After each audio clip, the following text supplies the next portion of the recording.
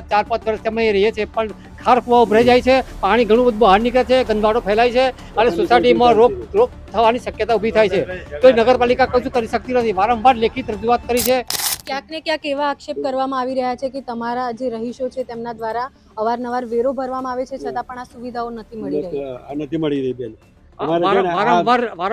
વારંવાર રજૂઆત કરવા છતાં આણંદ કરસદ નગરપાલિકાએ અમને કોઈ સુવિધા આપી નથી. છેલ્લા 4-5 વર્ષથી અમે રહીએ છીએ પણ ખાર કુવા ઉભરાઈ જાય છે, પાણી ઘણું બધું બહાર નીકળે છે, ગંદવાડો ફેલાય છે અને સોસાયટીમાં રોગ થવાની શક્યતા ઊભી થાય છે.